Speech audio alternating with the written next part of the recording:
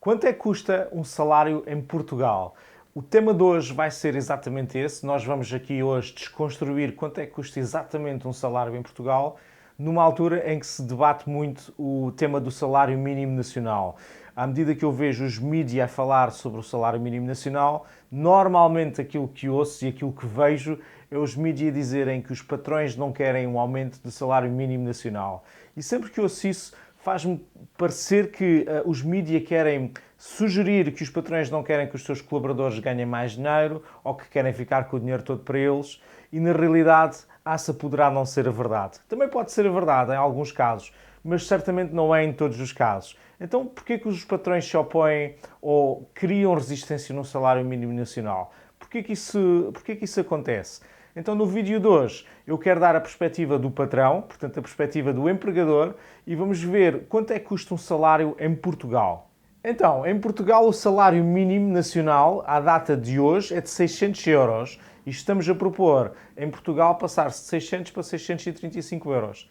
E independentemente do valor ser alto ou baixo, e eu pessoalmente considero o valor extremamente baixo, acho que não é possível viver em Portugal com 600 euros, independentemente disso, quanto é que custa um salário de 600 euros ao empregador?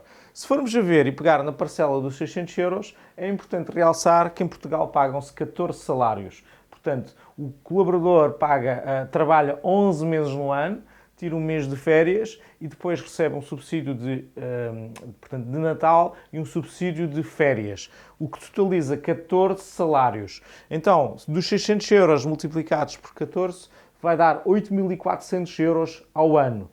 Depois, o empregador vai ter que pagar sobre esse salário, sobre essa massa salarial, uma taxa social única, que corresponde às contribuições do colaborador, mas é a componente da empresa, no valor de 23,75%. E esse valor sobre 8.400 euros vai dar os 1.995 euros. Depois, em Portugal, paga-se o subsídio de almoço, portanto, que é um subsídio que se dá aos colaboradores para compensar o facto de eles não poderem almoçar em casa, e ao fim e ao cabo é um valor de 5, que eu pus aqui como simbólico de 5 euros, mas que pode ser mais ou pode ser menos. Se não estou em erro, o valor pode ir até um limite em que não é taxado, portanto onde não há taxas por cima, e neste caso, como referência, pus 5 euros e pus 21 dias úteis, que é o mês médio normal tem, multiplicados por 11 meses ao ano, porque durante o mês de férias o colaborador não recebe subsídio de almoço. Então, se eu fizer 5 euros vezes 21 vezes 11, vai dar um total de 1.155 euros. Se eu somar estas parcelas todas, eu vou ter um total anual de custo de um salário mínimo nacional no total de 11.550 euros. Ora, se eu dividir esse custo por 12 meses, que é ver quanto é que custa efetivamente um salário mínimo nacional ao empregador, vai dar 11.550 a dividir por 12, vai dar 962,5 euros. Então, um salário mínimo nacional, na realidade, custa 962,5 euros por mês ao empregador. E então, quanto é que o colaborador leva para casa? Quanto é que, dos 600 euros do salário mínimo nacional, o colaborador pega nesse salário que é pago e quanto é que ele leva para casa? Portanto, mais uma vez, ele vai levar 8.400 euros ao ano, portanto, que são 14 meses de salários, vai descontar a TSU do colaborador, que são 11% por mês, portanto 11% sobre a base, a massa salarial anual, que neste caso vai dar 924 euros, portanto 11% vezes 8.400 dá os 924 euros, que ele vai ter de descontar daquilo que recebe. O IRS, neste caso, é 0%, mas se fosse um salário superior, iria ter um escalão de IRS para o qual teria que contribuir. E, portanto, a seguir somamos o subsídio de almoço, que, como vimos já há bocado no exemplo anterior, era 5 euros vezes 11 vezes 21 dias, dá 1.155 euros ao ano. Ora, se eu pegar neste valor total, o salário líquido anual, portanto, o bolo total anual que a pessoa leva para casa, vai ser a soma destas parcelas. Portanto, 8.400 menos 924, mais 0, mais 1.155. Vai dar 8.631 euros. é importante realçar que este valor já tem o subsídio de férias, o subsídio de Natal, já conta com as férias, é o valor total. Se eu pegar no valor total de liquidez anual e dividir por 12, dá 719,25 €. Portanto, um salário mínimo nacional de 600 euros dá uma liquidez média mensal de 719,25 € para o colaborador. Portanto, um salário em Portugal de 600 euros, portanto, tem um custo total para o empregador de 962,5 €, portanto, os 600 euros custam 962,5 €, dos quais de impostos vão 25%, que é uma parcela de 243,25 €, e o colaborador leva para casa um salário líquido, em média, de 719,25 €. Portanto, se nós considerarmos o salário mínimo nacional como é hoje, de 600 euros, ele vai custar este valor, o colaborador vai receber esta parcela e o Estado vai receber esta parcela dos seus impostos. De realçar aqui novamente que, à medida que o salário sobe, à medida que passamos de 600 para 700, para 800, 1000, 1500, 2000 e por aí fora, esta parcela vai aumentando a ponto de os 25% ser o mínimo de impostos que se paga em Portugal, mas ao ponto de, quando o IRS começa a atuar, esta parcela chega quase aos 50%, 60%. É importante ter isso em conta. Neste caso, um salário mínimo nacional, como é o salário mínimo, não há IRS, a parcela é de 25% e 75%. Então, qual é que é, de facto, as mudanças que estão-se a propor atualmente em Portugal? Está-se a propor um aumento de 600 euros para 635 €, que, mais uma vez, eu quero realçar aqui que é um valor baixo, é um valor que eu acho que não é possível viver em Portugal e ter uma vida com qualidade com 600 euros ou 635 €. Portanto, o aumento de 600 para 635 €, a meu ver, até é baixo.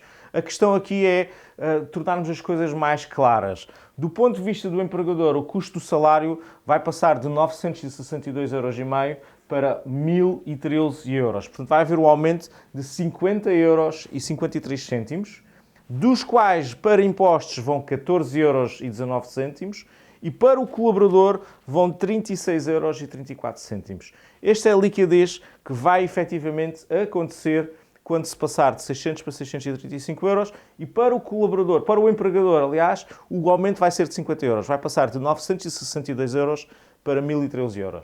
Então, o que é que, ao fim e ao cabo, os patrões e os empregadores, quando têm resistência a dar aumentos, qual é que é a grande resistência?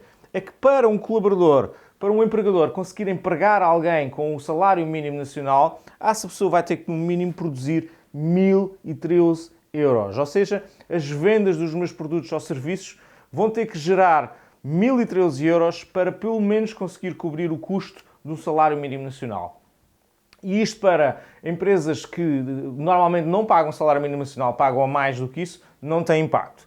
Mas tem impacto onde? Tem impacto nas empresas que não conseguem pagar um salário mínimo nacional, o comércio local, as empresas tradicionais, as empresas que geram receitas relativamente baixas. E o que é que vai acontecer? Das duas uma, ou vão conseguir acompanhar ou não vão conseguir acompanhar. E não vão conseguir gerar mais lucro, mais margem bruta para conseguir pagar este valor, e a única opção que vai restar a essas pessoas vai ser despedi-las, vai ser mandá-las embora. Portanto, há muitos cafés hoje em dia que são familiares, e são familiares exatamente porque não conseguem gerar receitas o suficiente para cobrir este valor e gerar emprego. Então, no fundo, o que é que querem os empregadores? Os empregadores querem transparência e gostavam de ter transparência, e se calhar falo aqui por mim, mas tenho a certeza que há muitos outros patrões que gostariam isto, é que 635 € de salário mínimo nacional não são 635 €, mas sim 1013 €. Do ponto de vista do empregador, do ponto de vista de quem gera emprego e de quem está, portanto, a pagar o salário, o custo é de 1013 €. Vai passar de 962 € para 1013 €. E o que é importante aqui também trazer à revelia é que os 11% que o colaborador vê no seu recibo de vencimento de TSU não são reais. O que é real é os 11% mais os 23,75% que o empregador paga para a taxa social única dele. Então a taxa efetiva é na realidade 25%. Então aquilo que os patrões se calhar gostariam de ver e que não está a ser discutido nos mídias é que deveria haver um bocadinho mais de transparência no que diz respeito àquilo que que as empresas pagam efetivamente pelos salários dos seus colaboradores e quanto é que os colaboradores realmente pagam de impostos, portanto, relativamente ao seu salário. Aquilo, independentemente de se concordar ou não com os impostos serem altos ou baixos, independentemente da cor política ou de ideologia, eu acho que todos nós merecíamos ter um bocadinho mais de transparência e de perceber os números reais em Portugal. Quero também deixar de dizer aqui que se quiserem fazer, portanto, usar esta fórmula para calcular o custo de um salário para outras bases salariais que não os 600 euros, a única coisa que têm que mudar é a taxa de IRS e somar esse valor, portanto, à taxa de IRS que vai acontecer e que é para conseguirem perceber qual é a liquidez que o colaborador vai levar para casa.